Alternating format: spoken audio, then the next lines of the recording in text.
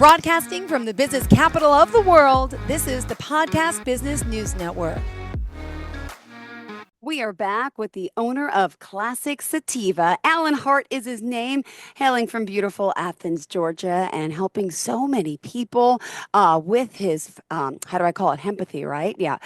We're here to talk more today about the legislation and all behind what he's doing. And of course, how he's helping so many people with pain, with ailments, with so much when it comes to hemp. And again, all these different products we'll be speaking about momentarily. Alan, say hello and tell us a little bit about Classic Citiva and what it is you do specifically. Hi, Jill. Thank you very much. That was a wonderful introduction. I don't know if I could live up to that, but I really appreciate it, and I'm looking forward to what we have to talk about today.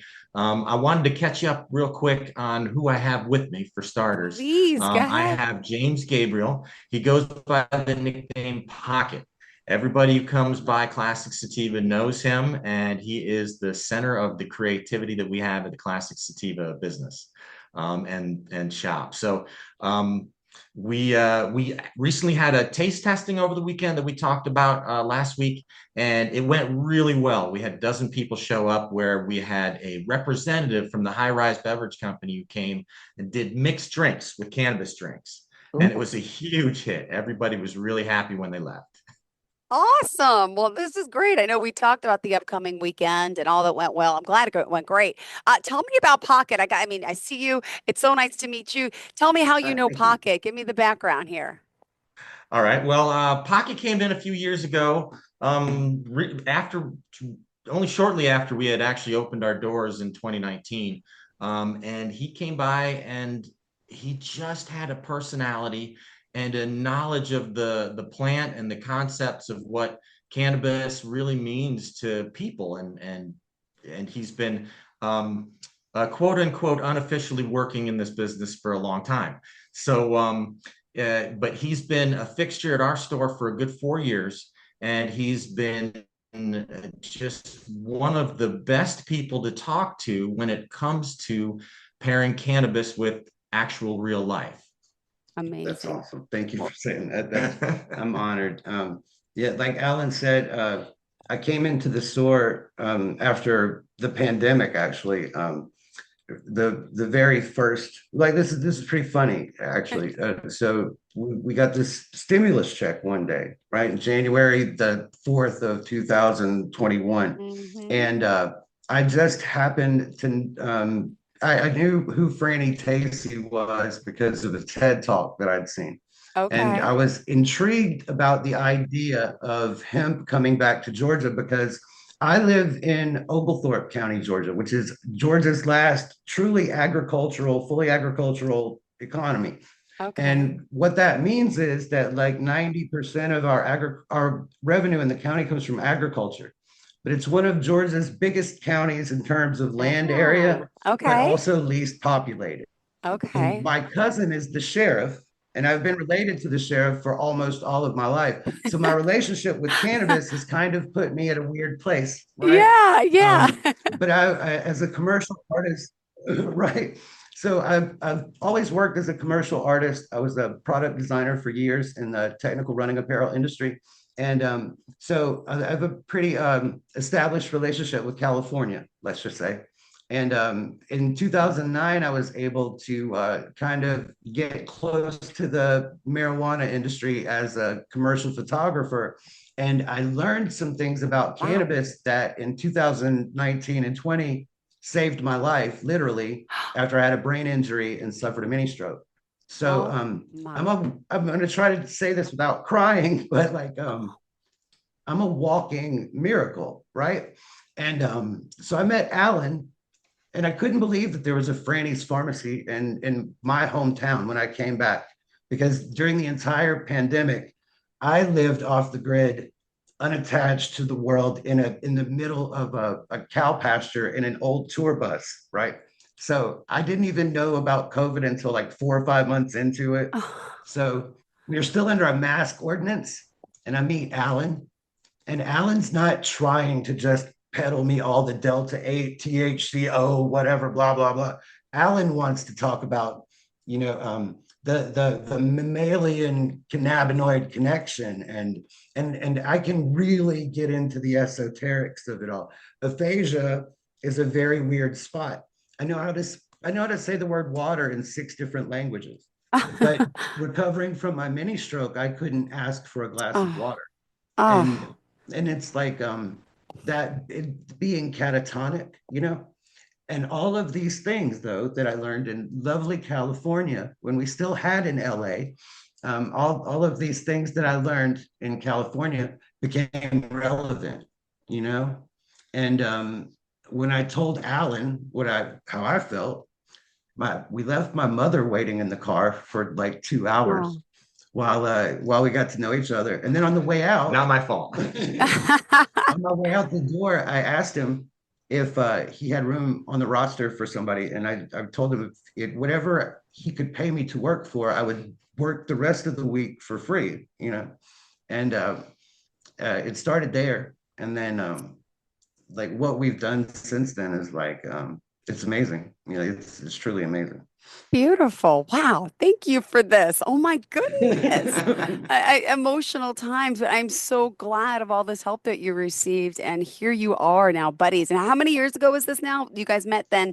Was that 4 years, yeah. 20? Yeah, we Oh just my suffered. gosh. We just we just celebrated Sometimes our friendship is anniversary. suffering. Oh, man, oh, cute. Well, I'm glad that we're here today again from classicsativa.com. We're going to talk more about CBD, THC, everything that they're doing to help them, find the comfort and happiness for their patients and improve that community around them. And for today, I know we're going to get a little more specific, right? What did you want to discuss today about legislation? Where do we begin, Alan? Well, I wanted to talk about some of the different legalities that we understand, Mm-hmm. and it gets really complex really fast because every state has their own level, but also there's a federal level that we'll talk about too. One of the first things that people really need to know about, and I think a lot of people already identify with, is decriminalization of Yes. the cannabis plant right now. There's Mm-hmm. still a lot of people who are incarcerated even after all these recent uh, recommuting of sentences. There's still a lot of people still incarcerated for nonviolent marijuana charges. Well, and there's a misunderstanding about that too. We dual citizenship is a principle that we should all understand if you're born in the United States, right? Okay. And because we don't really talk about it. When President Biden made his pardon for misdemeanor possession charges, that only counts for federal misdemeanors. Mm-hmm. There are very few people in federal prison that have misdemeanor. What that equates to is less than, I think, 3% of the total incarcerated people. So if you imagine the lowest common denominator of people in federal prison, it affects them, but somehow does not, to use a Reaganomics phrase, it doesn't trickle down to the states, right? So the supremacy clause, which I guess is like Santa Claus's brother, I don't know, Mm-hmm. you don't get to invoke it in an administrative law court too, and so Yeah. there are a lot of very complex principles that keep us unable to access the plant and have ultimately suffocated our industry. Wow. So decriminalization becomes really important. In fact, it's really interesting when we talk about legalization too, because a lot of the legalization bills that have been going through Congress recently have gotten stopped by certain senators and congressmen who want to tackle decriminalization first.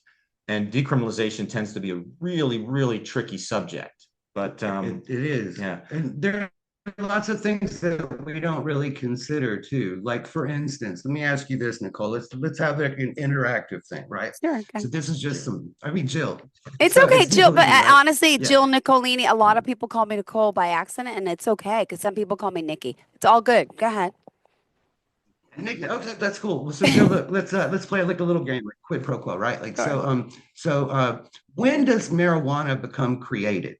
Like when is marijuana created? Is it grown from seed? You're asking the wrong person. I'm going I to don't give know. you a hint. I'm going to give you a hint. After 2018, it's not. So Oh, there are 3 ways that marijuana is created in this country. And up until the point that hemp has a lab test that says that it is going over 0.3%, or any cannabis is on your person and you don't have a permit for it or a lab result to show that it's under 0.3%, so you get charged with a Wow. crime. Or three, your criminal intentions are to possess cannabis and call it marijuana. Those are the only three times that you can have marijuana, period. And that's because of the Farm Bill. And the way that it works out is all marijuana is hemp, but not all hemp becomes marijuana. It takes one of those three circumstances, right? And a lot of people don't think about this, but you can't sell hemp and marijuana in the same building because one of them is illegal. And we use terms like medical marijuana, even though marijuana is Schedule 1. And that makes it oxymoronic by nature, because you can't have something that is no medical use that is also medically useful, right? So we've allowed ourselves to become seduced by semantics, right? And effectively what it has done is it's exposed a lot. You know, we've had 2 national championships out of the last 4 years with our college football team. And Athens is kind of in the middle of nowhere, right? So in this small town in the middle of nowhere, football hasn't made the same impact that cannabis has, that our hemp store has, right? Noticeably. But the ironic part of it all is that, you know, when you're this far away from everything, it takes a while for the news to catch up, right? And you would think in a college town that most of our customer base would be college kids that just want to melt their face and party after we win games like we do. But it's not. It's people that are, you know, I'm 46. And it's people that are older than me, you know what I mean? It's everybody's grandmother and sister and aunt and uncle and the old man down the street. And it's a lot of teachers and firefighters that can get away with it, you know what I mean? And you know, it's to have something that's not legal that becomes so from something that is natural and is legal. It puts you in a very weird place. And I can understand the predicament of law enforcement. My cousin is the sheriff, I know. like I said I can't before, believe right? that. Yeah. But you know, like we always joked when I was a kid that we pumped the sunshine in and the moonshine out, Yeah, you know, yeah. of Oglethorpe County. And there's always been a lot of cannabis grown, you know, and my family grew hemp on the farm that my mom and I own, and it's not a farm anymore. It's a defunct Wow. place, right? And so the Hemp Farming Act killed my family farm I, 110 years ago, you know. And I love the name of the MORE Act, right? Like it sounds really good. Like, you know, the reforming the way that we look at marijuana is definitely a good thing, but marijuana is a word. Cannabis is a plant, you know. And it's something that we produced in our bodies, that we produce in our bodies, and it's the only way that we can access it, you know, on a regulated basis. And the fact that we can't regulate cannabis like we do tomatoes is kind of weird. yeah, right? You know, it's kind of weird. Yeah. Pocket was referring to the MORE Act, and that one is been going through Congress a couple of times now. It's basically a decriminalization bill that's been introduced several times and keeps getting stopped or not getting through both houses of Congress. Right. It's a Cory Booker. Cory Booker is this is Yes. the first time I've ever spoken Authors, yeah. publicly about cannabis. And I want to shout out to Senator Cory Booker, like for all of the effort that Aw. he's made. But yeah, like you should recognize help where you're getting it. You know what I mean? But Oh, on that same level, though, you know, the Texas hemp industry was 6 times more profitable or 6 times larger than the legal marijuana industry in California. And that wow. includes recreational and medical, right? Like Mhm. 99% of cannabis is hemp. Okay. And then all of a sudden it becomes marijuana. And what would you say if I told you that I just got back from Las Vegas, and while I was there at the world's biggest marijuana industry convention for the first time in my life in heaven, I met people from a lab that explained to me off the record that hemp is tested 30 days before it's harvested. And Really? when you at our lab results, it's expressed as a decimal. So 0.30 being 30% Wow. THC, right? But Yeah. in states that have medical marijuana and recreational marijuana, they the lab test is done post-harvest before Okay. it becomes a retail product, and it's expressed as a whole number. So if it wasn't, then that would mean that marijuana has 2,500% THC out of 100% marijuana, where a plant material that couldn't stand. There's a lot of really like tricky things that are written into the legislation, and this is why the DEA can't finally get everybody certified nationally with like lab tests every December. They just keep pushing it back since 2019. These are things that no one ever talks about when it comes to it, because we discussed the hemp laws and how they changed, but we didn't realize that the criminal code was changing simultaneously to affect some of these things too. And so when we went to participate in the public comment section at the Department of Agriculture comment section in Atlanta, while we were talking about farming and retail growing, across town in the Department of Justice, they're talking about criminalizing everything that just changed. And there were no criminal penalties in the proposed rules, but the final rules say refer to Title 16 to find out how much jail time and money you'll owe us, right? And then think about this too. So the last set of rules, and we're all for regulating, right? We believe in dosing, we believe in titration, we believe in applying the right cannabinoid to the right process, and we also believe that it's not a solution for your problems, right? And so we try to help people to just kind of get enough anandamide to see things clearly and be able to apply rational thought to the rest of their lives. It's a luxury when you can afford it, trust me, thanks to Alan. But at the same time though, you know, when you're not thinking about, my grandfather told me this about criminals when I moved to the city when I was a teenager. He said, while you're thinking about how to be good, they're thinking about how to rip you off. And while you're sleeping, they're thinking about how to rip you off, you know? And it's weird to apply that toward law enforcement now, because our Department of Agriculture has guns again.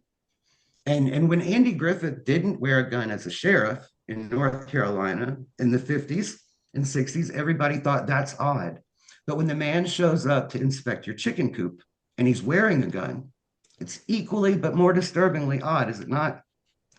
So mostly Mhm. Pocket's referring to the changes that were made recently in the state of Georgia, the hemp laws, which are governed by the USDA and the Departments of Agriculture in each state, allow us to sell cannabis at percentages of 0.3% Delta 9 THC or less.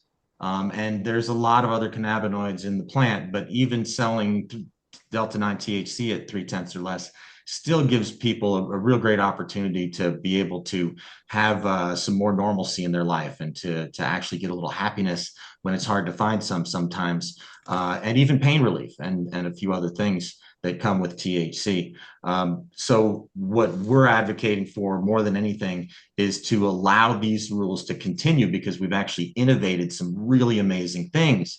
But in each state, we're seeing resistance to what's been happening in the hemp industry, which is to say we've started being able to provide THC in certain quantities, and it's not always Delta 9 THC. We've got other THCs that weren't innovated in the marijuana industry, and most of them can be very, very effective for everything from pain to sleeplessness to nausea and depression. You know, and think about this too, Joe, like all of the studies that we've done since the Farm Bill passed, or even in California since the 90s, right? Okay. They are all conducted under a psychological disadvantage of the subject being tested, right? Mm-hmm. Like dream with me for a second, right? Sure. How long do you think it will be in a perfect world if we ever achieve one? How long do you think it will be before those that have been criminalized? Like I have 9 friends that are serving a collected 335 years. Like think about that. That is Like 9 of insane. my friends are serving 335 years all added together, right? And when the pardons for misdemeanors come down, they won't be getting them, right? Because of this implication of interstate commerce, right? Ah, And so how long before that stigma and that muscle memory, if you will, right, that generational curse, how long before that disappears? And I have a lot of friends working in the entertainment industry. I have a lot of friends in the hip hop industry, and I've been having this conversation with them a lot lately. How do we go from this was what I did clandestinely to provide for my family that I've glorified in that way to this is your sister's epilepsy medicine, or this is yeah. mom's, like, I don't want to strangle people in the stairwell medicine. You know what I mean? Like Yeah. these are very real world topics that Oh, we're not afraid to explore. You know what I mean? yeah. That we kind of are developing answers for with our 14, 16,000 loyalty patient customers that come in, Mm-hmm. right? In an unregulated industry, which was totally regulated and very unfair, right? In an unregulated industry, Yeah. we were able to speak so freely without making any promises, and the FDA didn't verify our statements and blah, blah, blah. Mm-hmm. But, at the same time, by communicating with people, we learned that, cannabis is a lot closer to nutrition than it is medicine. If you went long enough without water, it would taste like medicine when you got your hands on it. Yeah.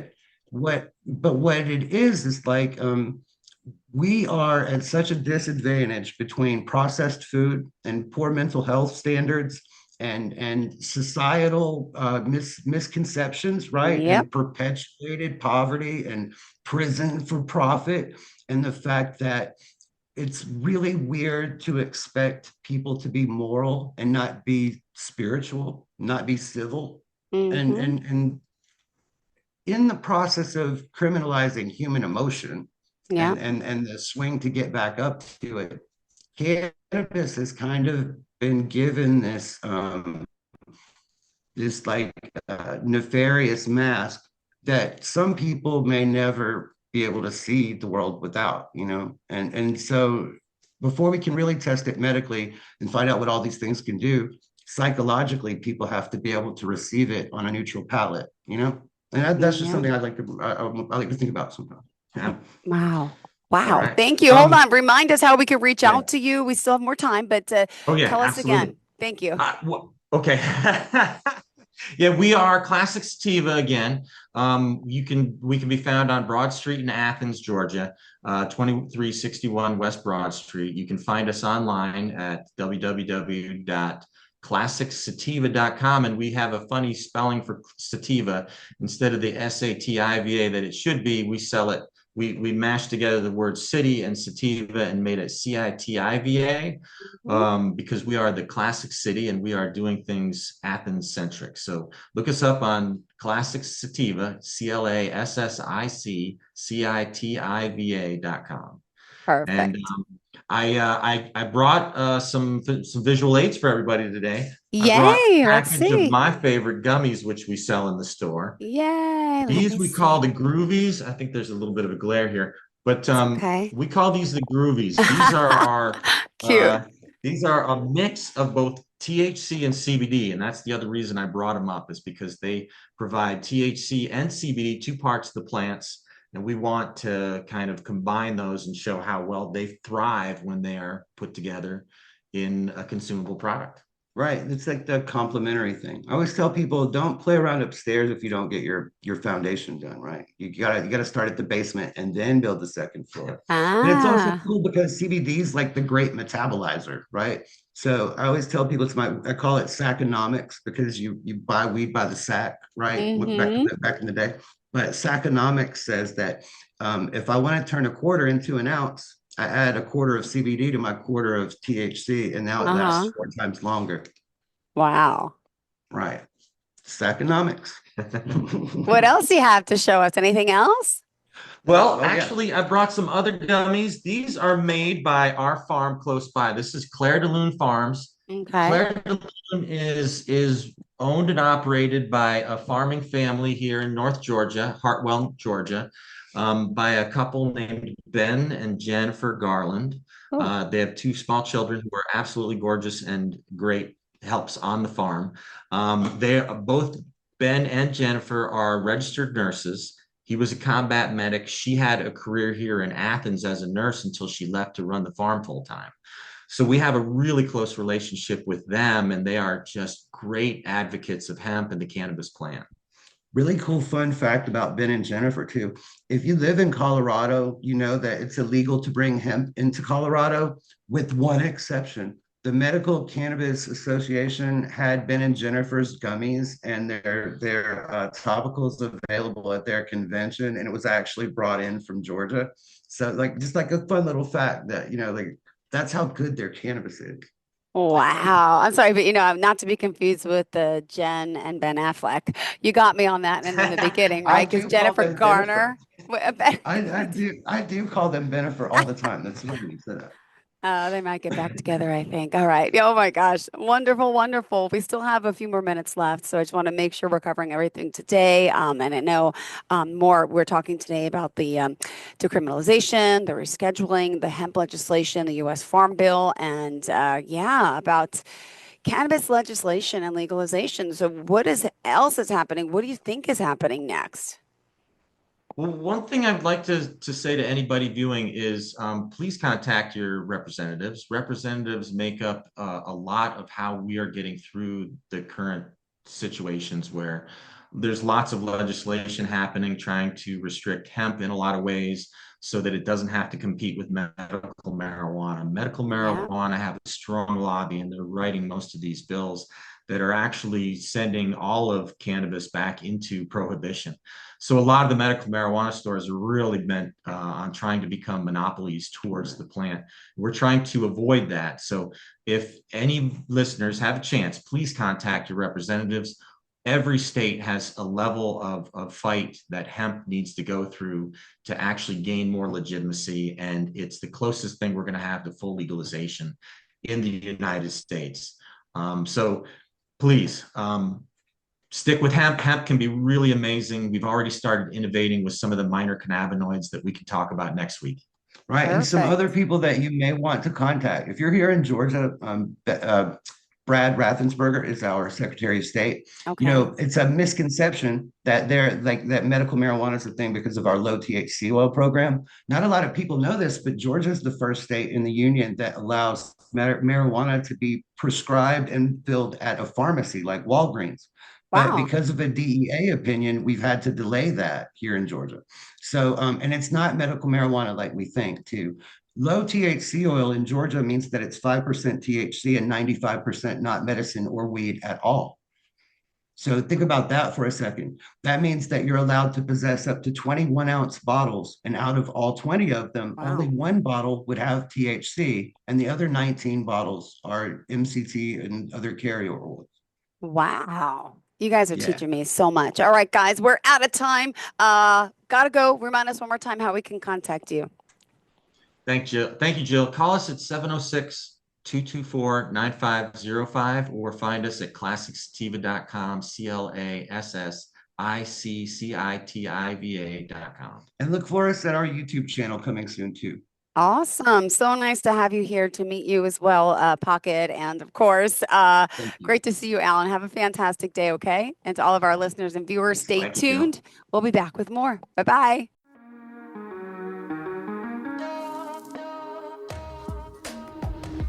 Broadcasting from the business capital of the world, this is the Podcast Business News Network.